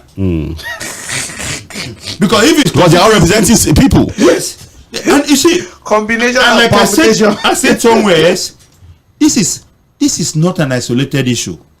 In the United States, it used to be called, it's still called earmarks. It's a process whereby Congress people will identify certain projects, lobby the executive to include it in the budget, and for them to go home and say, we attracted this to your place, to our place. But at some point, the abuses were so much. Even in the US. Yes, corruption was inherent in the process, and so it was terminated in 2010. In 2021, the Democrats, again in control of the Congress, brought it back, but with a lot of rules to ensure that it is not subject to corruption and abuse, and they have the mechanism to do that. The problem we have with ours is that these funds that they call constituency funds or constituency projects, yes, are given to the people, or special intervention projects, yes, they are given to the senators and the rep members to go and run. So somebody goes to his state, he buys bags of rice, and deep freezers. Nobody counts the cost. Look at in the budget. I heard how somebody said 2.5 billion was the mark for buying of deep freezers for the Senate President. Have you seen the one for traditional rulers? So empowerment for traditional rulers. Have you seen a situation in which they budgeted money for one college, a college of cooperative? Meanwhile, in Bayelsa State, to do road of more than 6 kilometers. Do you know the problem with what they are doing? The buying of deep freezers. I don't know. You know the problem. The heat is much. You know the truth of the matter is that will be sleeping inside freezer. you know the painful thing about this. We are talking of a country where majority of Nigerians are living below poverty line, suffering. We are seriously. talking about, and you know the most troubling thing is that these guys don't even realize anything is wrong. They're not reading the rule. They are doing anything that is wrong At all. Now that leads me to once again you listen to 괏ᴜᴛᴜ talking about boreholes, talking about it's not an issue. No apologies. But you know what? And that leads me. And their supporters also. We have even some of our colleagues, senior respected colleagues, justifying it. Shamefully so. You know when someone says have no apology. Did you see what happened? Kind of woman did you see what happened that the motion to suspend Ningi actually failed? Yeah, of course, yes. Because the nays were more than the eyes. And when Senator Jārīgbē also was talking, they cut his microphone. Yes, to keep quiet. To keep quiet. Now, let me tell you the interesting thing. Do you know that, and you know how bad our situation has been in this country? In the history from 1999 up until now, only 4 senators have been suspended. And I take you back memory lane. Yes. In 2001, it was Senator Joseph Wako. Yeah. And that was justifiable to some extent because he called for the military to overthrow General Obasanjo's government. So at that point, one would think that it was worse than the military regime. That is too autocratic. And the way he was even removing Senate presidents was, but again, to have called for a military, again. After him, Senator Nzeribe from Imo State was suspended. For what? He accused the then Senate President Powers of stealing 22 million. Only 22 million. At that time, compared to what at that time, he was suspended. The next person that was suspended, the man from Delta, was Senator Alin Dume. No, to Alin Dume was it Alin or the man from Delta? Okay, was after Dume. Yes. That one is even Dume was suspended because the Senate moved against Hamid Ali. Yes. When he arrested the customs man, an armored Range Rover that was going to Abuja belonging to the then Senate President Saraki, yes. And when Dino Belai got up to move that motion against the man, Ndume then came out with his own double allegations. When he said, at that time. Yes, he said that 1, Dino Belai didn't have the certificates he's claiming to have. Yes. And 2, the Saraki was moving against Hamid Ali because he didn't pay custom duty for the vehicles. Yes. You remember that? Well, Adilume didn't contest that suspension. He just allowed it. So he was suspended for 6 months. 6 months. He didn't bother. He didn't even bother to come back. Omo Agege. Yes. Who said the reason why the Senate was against Mr. President and trying to reorder the election was because they were hostile towards Mr. President, that all the things that they were doing was against, and then he was suspended. Yes. And of course, you remember how the court said the Senate lacks the power. You can't do more than 14 days. More than 14 days. And I have always said, look, senators and House of Rep members are representing a people. So why you have no right to suspend them. There are other disciplines you can give to them. You can suspend their allowances, or even from talking. You can even stop them from talking for some time. But for you to say no, because again, if you suspend them, it means that the entire constituency is not represented. I think their rule is even overriding the constitution. There are even court rulings as to you can't do more than 14 days. But do you know Ejimo was proposing 1 year. But do you know the funny issue? No, that one section 36 yes of our constitution, ordinary mortem pattern. You can't be a judge in your own cause. Yes. It was a case that Akpabio and his gang where the judge accused him, sat over him as judge, and passed judgment and sentenced him. The judge, jury, the prosecutor, everybody in the case. They are doing it because the Nigeria allowed them to no reaction. Everything is normal. Can you do like this in like a country like France? And you know what? That senator from Ondo State, what's his name, sir? You mentioned his name now. No. That one that Jimo Ibrahim from Ondo State. No, there is no way that one will not say. You know the reason. He suggested 1 year, 12 months. You remember that he wants to be governor. He wants to become a governor of Ondo State. You and I I know the number of media organizations that he has, that he did not pay journalists for 1 year, and he still sold that media house, that particular Jimoh Ibrahim. And you now want that kind of person to be in an area where things are done properly. Things could have done properly. Somebody that used. Don't let me even. We know his record with the media. To even get a media organization without even paying a teaching. Have you forgotten that the former Assistant Inspector General of Police said he saw in the Senate 419ers, people he prosecuted? No, he said people I'm seeing here are not. Oh, okay. Go to our. Although they tell me to not mention it, that was where the problem. Yeah, but I mean, because he wouldn't mention them. But he said the people I'm seeing here. That if you go to the Senate today, the people you have in the Senate are either people that form the governors who took them as boys and sent them there, or the governors themselves, or the governors, former governors themselves. So that's why, and you remember that when there was time to elect leaders for the National Assembly, and people were saying, no, the president has to choose those. That's what we were saying. We said it. That they have to be independent. And then after the plenary, the Senate president ran to Aso Villa and had a closed door meeting. So you ask yourself, where's the independence of the legislature? Like you said, and that's why we said, people say, oh, you want the cooperative National Assembly. What has the cooperative National Assembly given us now? The one that let me tell you, you start over. Yeah, that of Saraki was mishandled by APC. Because you see, if you didn't want Saraki and he has emerged, you have to work with him. And this for 44 years. What was it that Ahmed Lawa has done better than Saraki now?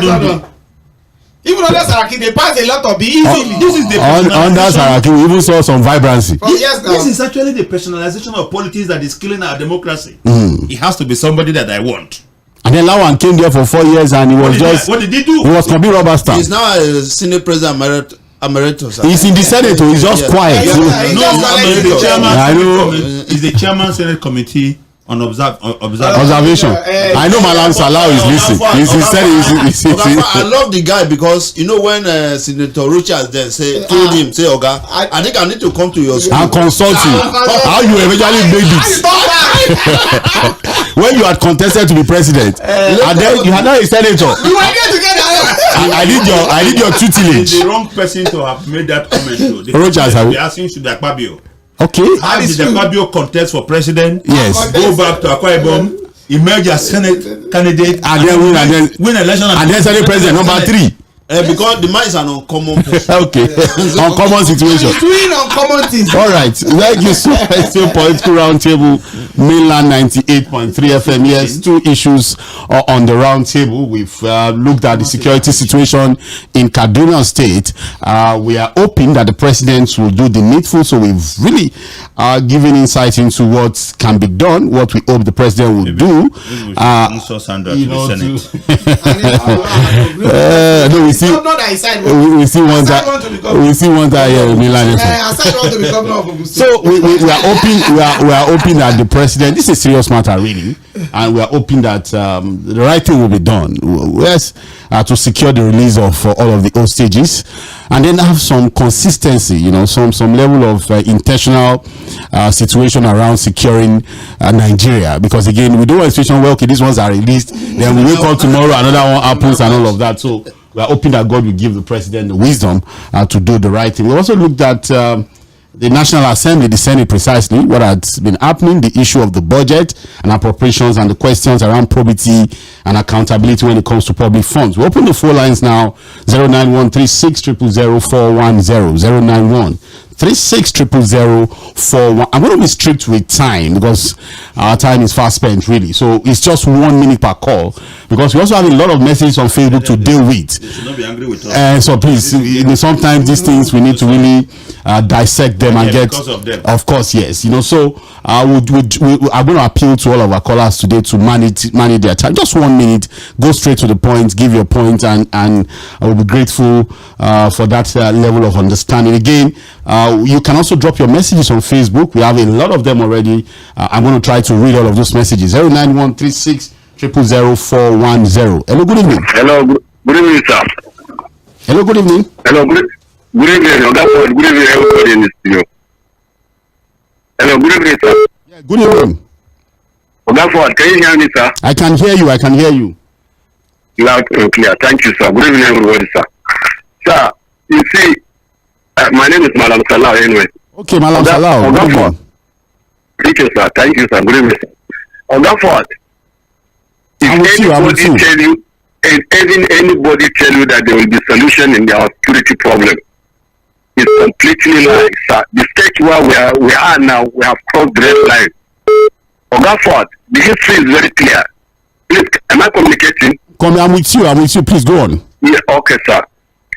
If you could remember, some time ago, I don't know the other 2010 or 2011 thereabout, period of Jonathan, Patrick Azazi was National Security Advisor.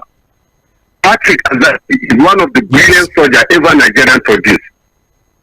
He's from Niger Delta, from Bayelsa precisely. Hello, sir. Go on, please, Malam Salah, go on. In Patrick Azazi in Niger Delta Elders Forum, he stood up there and his remark, he directly accused PDP at that time that PDP is responsible for Boko Haram. Can you hear me? Because of that particular remark, Patrick Azazi was sacked by Jonathan, replaced by somebody Suchi. Right? Am I communicating, sir? With you, please go on, Malam Salah. Patrick Azazi was sacked and replaced by somebody Suchi. To round up, Malam Salah, 1 minute today, please. Okay, no problem. So if we go by this way, we look at it from this way. There are insiders, both the military, police, and otherwise. So with this, we will never get solution to our problem. Thank you. Bye bye. So much, Malam Salah. 09136000410. Yeah. Hello, good evening. Hello, good evening. I'm Friday from Abuja. Since you swore me, I don't think I need to greet any guest now. But then to say I accept everything said by Nuruddin concerning the military friend that he interrogated or something like that. You see, all factors he brought this in were so true. And then we cannot take anything away from them. The military have been paid lesser money when those people in the high-ranking offices or officers are being paid very well. And they sit down pretty late in their offices controlling those people. That's the reason why Gumi needs to be invited now. What makes Gumi to be so upfront? You see, his comment has caused a lot of outrage. I am telling you that we are asking even the president to probably invite him, or probably he'll be arrested by the military. But military felt so. I mean, they felt that they are not concerned about Gumi. If it was some other lesser people, they will go after them. So why can't you invite him? Even if you don't want to arrest him, please, Mr. President, sir, it's a strong warning you must issue to the military now that they must walk the talk now. All service chiefs, if they can work within 8 days from now to bring back these people, you sack them, and then they need to go to jail. I'm telling you. Thank you so much, Mr. Gordon from Abeokuta. We said we're going to be a bit strict with time this evening. 09136000410. Hello, good evening. I greet all of you in the studio. Yeah, good evening, Prince Wise. I'm welcoming to all Nigeria. Thank you so much. You have 1 minute to Prince Wise, please. Be very fast. We don't hear that one before. We maintain the time. Now, number one, Mr. President are talking very tough, and I like that statement. It can't be said no. Even if we are doing on that behind the camera, this is a statement we expect from Mr. President, not to encourage giving money out. But now, what thing to do now? If we plan A phase, that is for willing to rescue our children. The plan B that is on the table now is to fight, not arrest. In fact, say go into Asuro. Mr. President, to meet him face to face. What the next step to take? What the road to take to release all these children? Let it have from him, not to arrest him. Let him very fairly. If we Ramadan this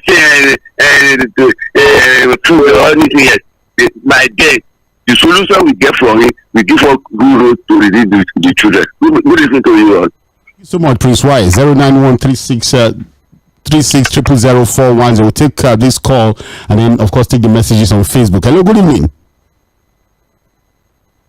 Hello, good evening.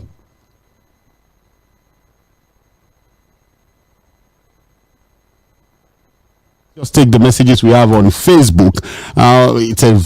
We have a lot of messages, really. Let's find a way to deal with some of them. We have this message from Joseph Shockenstein, who is saying good day Nigerians, okay, and then Abdurrafiu Alabalako. It's a very long one. I'm probably going to take just a part of it. He said, and he writes a lot, really. I greet you guys and also specially greetings to the Muslim among you that Ramadan Kareem. May Almighty Allah accept our act of worship. However, the kidnapping of the school children in Kaduna is condemnable, and may God be with the families. Look, even if these current children are released from the den of the kid abductors, another one will still happen because we are scratching the surface instead of treating and finding permanent solutions.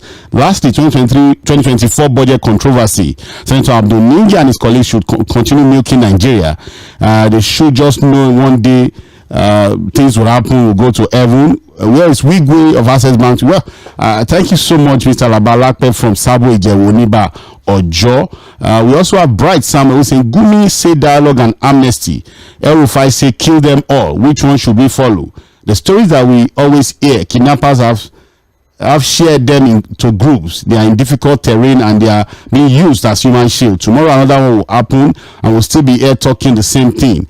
How possible was it to happen in the first place? If army kill one terrorist, Northerners will say army is killing poor. Well, I think we should be careful in trying to make this an ethnic thing. I keep saying it. This is a security issue that concerns all of us, and that was why Malam Salawa to also say that look. Even during Jonathan, Azazi made allegations and then he was removed because they thought he was more of politics than focusing on the problem. So again, these issues are beyond politics or ethnicity or whatever tribal coloration we want to put to it.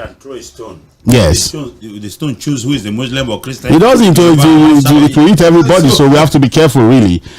So we have this one from Aderi Bigbe Olushola, who is saying our politicians are not clear on this matter, which is this issue of kidnapping every day.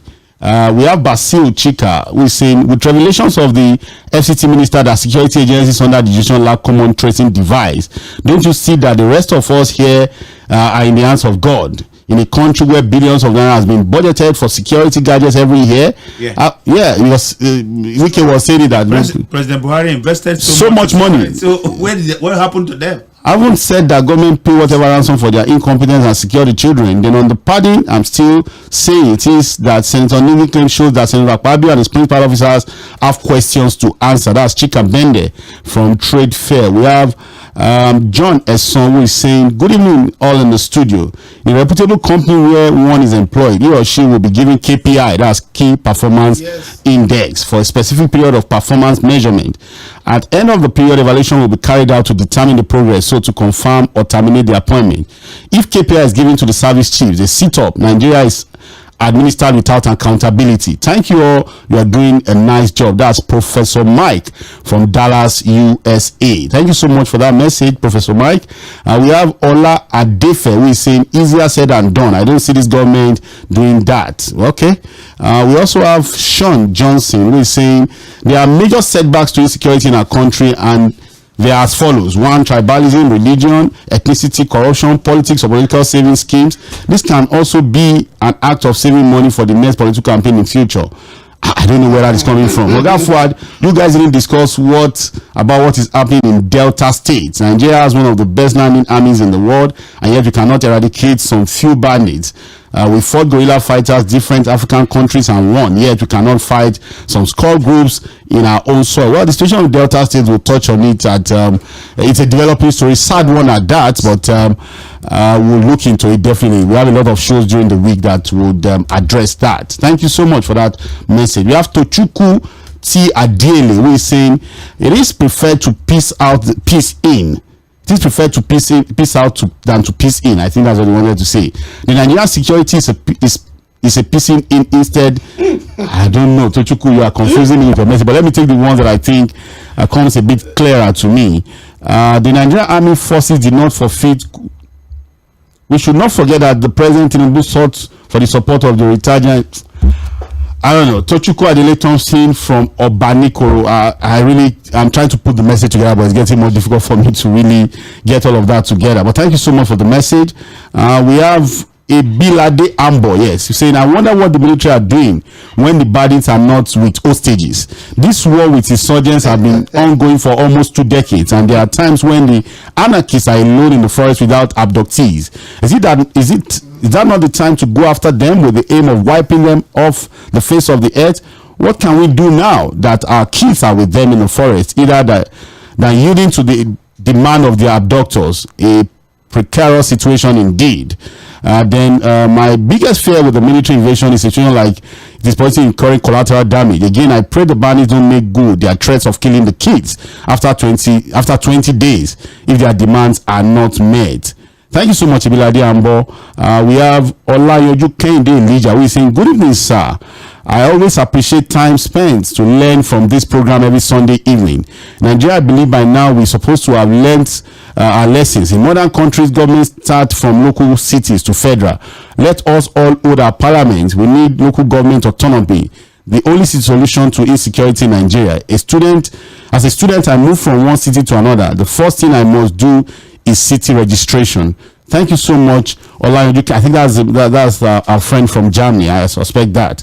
We have James Tᴏɪᴛᴛᴇʀ saying, distinguished Fuhad and gentlemen in the studio, I greet you guys meritoriously. Mr. Fuhad, remember I said on Friday that I'm never a supporter of ransom payment in any way or manner, but now if the government would have to pay ransom to secure the release of all kidnapped victims in the country, let them pay. The money, no matter the amount, is to cover for the failure and inefficiency of government to secure the nation. So it is either they use military might to secure the release or pay ransom, which I see as payment for failure and inefficiency. I support Daniel Bwala that if Mr. President wants those kids and every other person to be released within 7 days without ransom, they'll be released. It just lacks the political will to do so. That's from James Ogbona from Oshodi. And then Chris Akianyuade is saying, good evening all. A billion thanks for your consistency concerning all the burning issues bedeviling the country. But I have a suggestion on how to move away from this region of lamentation to the region of results. Is it not high time that television and radio stations do a weekly presentation of every community reached in responsible studios like Mainland FM with a follow-up mechanism with a view to ensuring the implementation of same? When this gets done on regular basis to the hearing of the two arms of government, namely the legislative and executive, they are the constitutional power to position and bring sanity into our land. We have no choice. The attached video, he attached a video, but I've not seen that. But thank you so much. If you are not in any of those matches, nobody, you have no idea. Chris Aki, are you there? Okay, he said he's still waiting to hear from me. Okay, I'll do that definitely. Rashid Taurid, hello guys, good evening, all in the studio. About the kidnappers request, Mr. President should not play games with the lives of those innocent students, because we don't want it to turn to Chibok or Dapchi girls. If a senator can be going back to their constituency for projects worth 500 million, then they have no excuse to rescue those children. On the issue of the budget that shows the kind of leaders we have, because it is going on the issue of budget that shows the kind of leaders we have, because it has been going on for a long time, and they do not want to change their ways even at this critical moment where there is high inflation rate, high cost of living, naira falling, hunger and starvation, which subsidy removal has brought to our lives. We are in a terrible situation in this country. We need a Messiah from God. Nobody can be trusted again. And then Dada is saying, good evening crew, kindly help me ask your guests to rate the past governors in Lagos now, from Jakonde to Sanwo-Olu. Well, that's not on the table, but thank you so much for your message. We can't rate governors now. That's not one of the focus here. You can rate them if you know. Then we have Ola Adefe, who is saying, I like the way you put in some fun in all of this. We cannot come and kill ourselves. Yes, we have to find a way to tone it down. Yes, we just have to tone it down, really. And then we have Sir James BFR, who is saying, if our leaders are not sincere in fighting terrorism, then forget killings and kidnappings will continue. Why? Because their relatives are not in the country or directly affected. Nigeria with non-chala system of government. Good evening. We have Kayode Kayode Olono say Gumi must be investigated by Mr. President alongside all secret police and military intelligence for his comments and need more testing, troubleshooting and proper diagnosis. He has continued to cause a lot of outrage in respect of making bandits feel as if they are Lord. What makes Gumi to be so affront that he's always on the side of those bandits? Gumi must be seriously investigated. And then all service chiefs should provide leadership now and move into the forest to work. Well, that's from Carly or another day. We have message from that or that, but you know his messages. I don't know where that's. But again, the Gumi conversation, you know, everybody wants Gumi investigated, interrogated. What offense? We kept asking, what has he done? One thing there is although people see him that anytime he's making comments, he's always sympathetic to the plight of the bandits. Another thing again is this: for you to really investigate someone, you have to see that he has committed an offense. To me, even if you look at the kind of lives that he also lays his life on ground. No, what he even said with this one is that he has gone with them. Let me tell you something. He has gone with them. Why?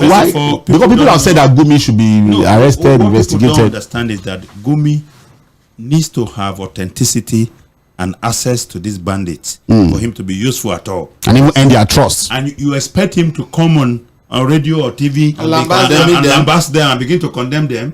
He will not have their confidence anymore, so they won't want to see him.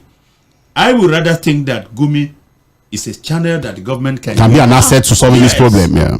No, instead of saying arrest him for what? Is he carrying arms? Have you established any link between him and them, or that is encouraging or financing their activities? I think it's important that we be careful about the things we say.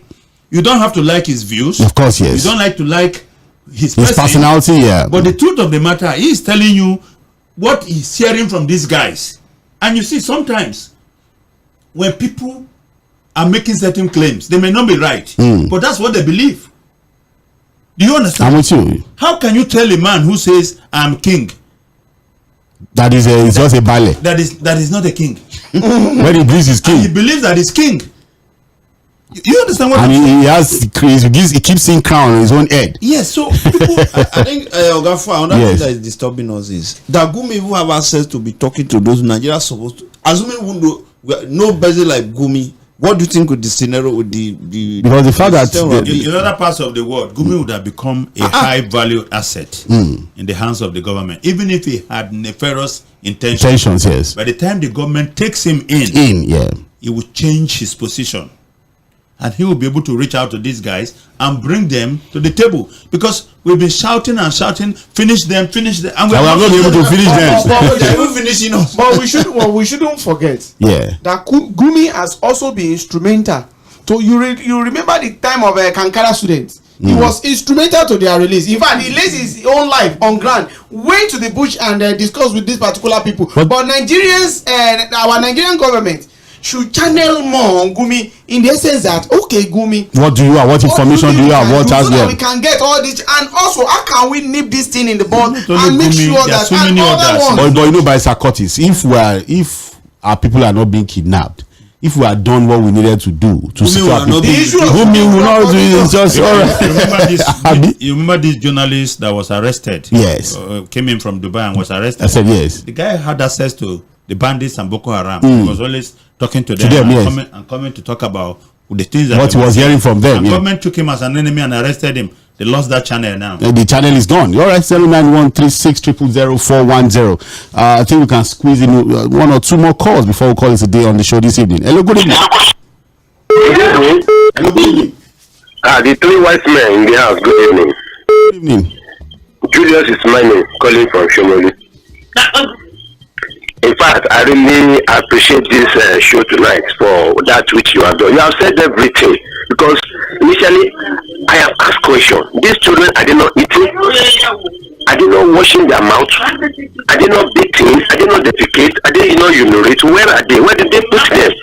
Then the thing I need to ask the government is, whenever there is election, like it's coming in the door and it's coming in the now, we are going to hear they've deployed 30,000 policemen to go and monitor the election. Then why can't they send those 30 policemen into those areas to go and look for those children? And that is the time that by doing that, that is what will give the citizen and country the hope that oh, this government is really working. They want to go and bring those children out by sending 30,000 policemen into the bush to go and look for them. But they were silenced now. But election, is coming, Ayado is coming. They will say we have destroyed 30,000 policemen to those areas to go and monitor the election. Are we serious in this country? Thank you very much. Thank you so much. We'll take, I think, the last call for the evening before we call it a day on the show. Hello, good evening. Hey, good evening, everybody in the studio. Yes, I appreciate it. Yes, please, there is a question I want to ask.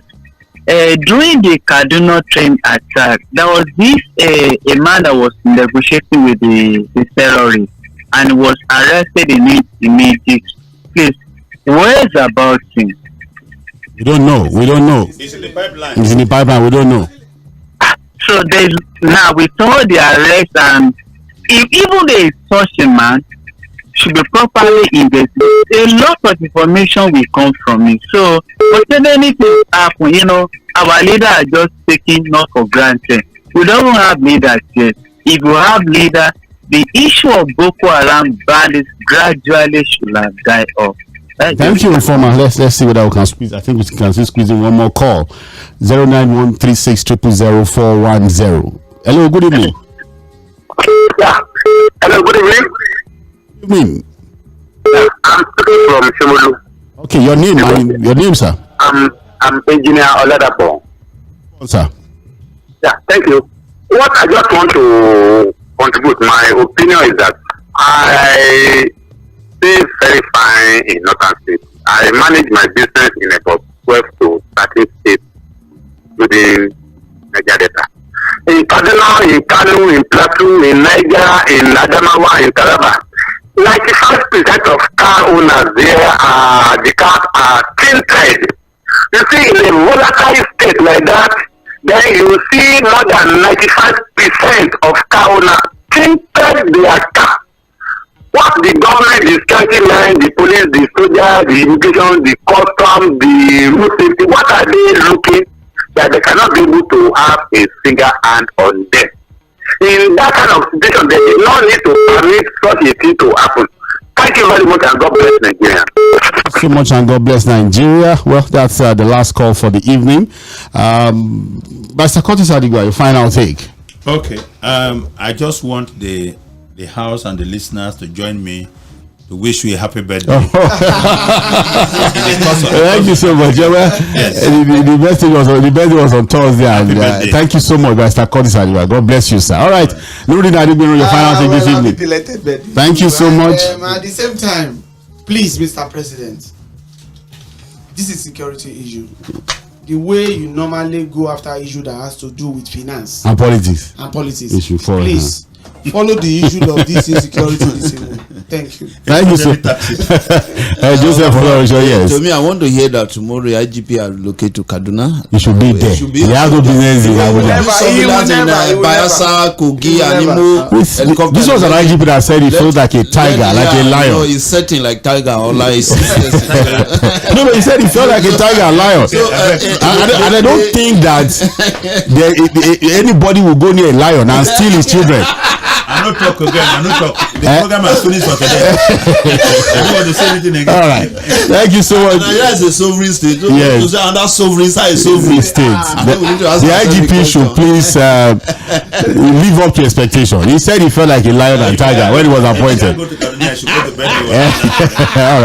All right. Thank you so much, Mr. Saheed, Joseph Folorunsho. Thank you so much to all our listeners, all the messages on Facebook, and all of the calls we got this evening. I think we should just continue to have these conversations and hope that good governance would come back to us again. We want to see a secure, safe, and prosperous Nigeria again. It can happen in our lifetime. Why not? And that's our hope for Nigeria. My name is Saeed Fuhad. This is Political Roundtable. Let's do this again next week.